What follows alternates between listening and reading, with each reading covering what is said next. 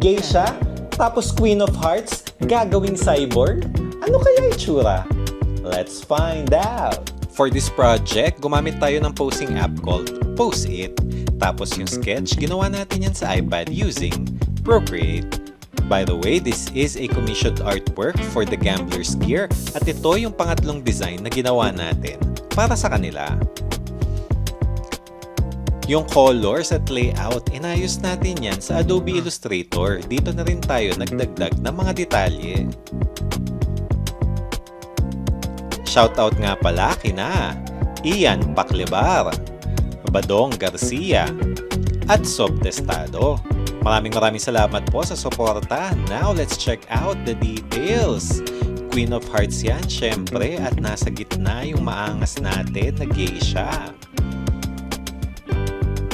May mga pattern pa yan sa likod, sa bandang background. And let's zoom in for the details.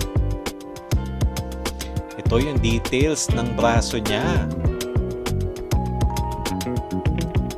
And of course, vector artwork po yan. Here's the full layout. Here's the front design. Here's the mock-up. Kung kailangan mo na maangas na design like this one, BM lang. Salamat!